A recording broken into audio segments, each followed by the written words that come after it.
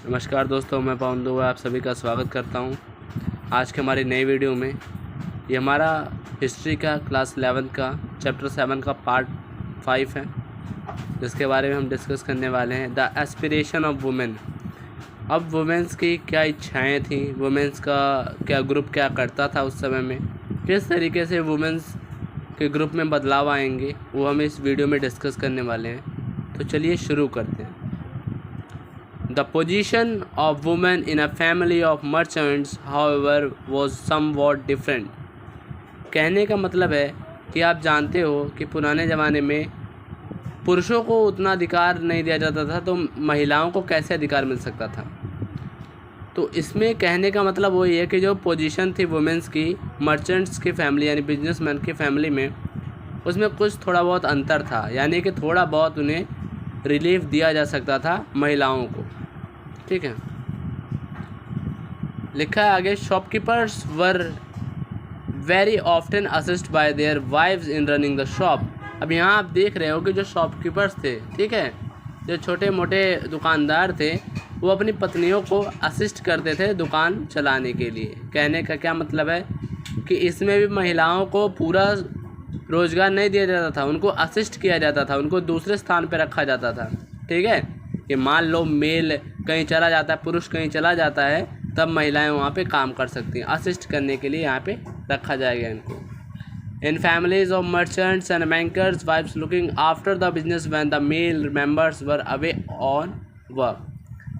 इसमें वही बता रखा है कि काम के सिलसिले में अगर पुरुष कहीं बाहर जाता है तो family of merchants and bankers, ठीक है, बैंकर्स और मर्चेंट्स की फैमिली में जो पत्नियाँ होती हैं वो उनके बिजनेस को चलाएंगी आगे।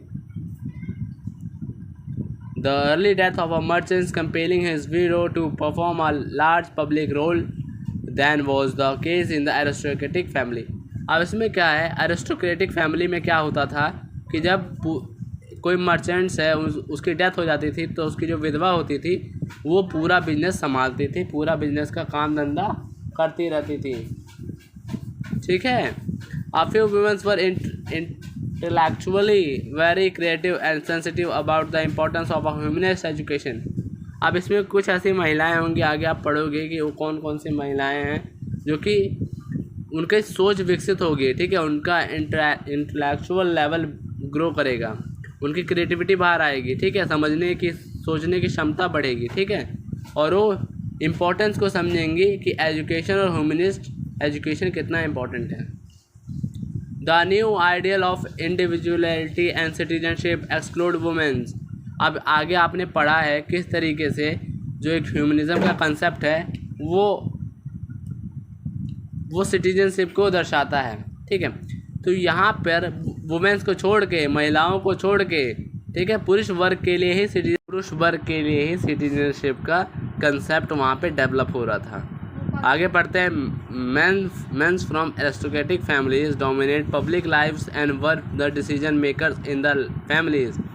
अब यहाँ पर क्या है, अब आप पुरुषों को अपने परिवार को डोमिनेंस करते हुए देखोगे कि जो मेंस थे एरिस्टोक्रेटिक फैमिली के, जो तानाशाह वाले जो रूलर्स थे, वो क्या करेंगे, पब्लिकली अपने लाइफ को और अपने फैमिलीज़ के डिसीजन मेकिंग में पार्ट लेंगे। ठीक है, और इस तरीके से वो पब्लिकली अपने वंश को, अपने बेटों को आगे पढ़ाएंगे, लिखाएंगे और भी बहुत कुछ चीज़ें वो एजुकेशन अपने बेटों को देने वाले हैं।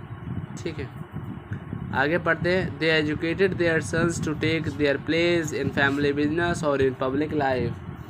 इन्होंने अपने बेटों को पढ़ाया लिखाया और फैमिली बिजनेस सिखाने के लिए उनको पब्लिक लाइफ को, ठीक है, आगे प्रेरणा देंगे। तो यहाँ पर आप सीखेंगे, देखेंगे कि यहाँ पर महिलाओं का कोई रोल नहीं है। अभी भी महिलाएं, अभी जो डॉटर्स हैं, उनका कोई भी मुख्य रोल यहाँ पे आपको नहीं दिख रहा है। ठीक है, महिलाओं को वंचित किया जा रहा है, उनके अधिकार उनको नहीं दिए जा रहे हैं।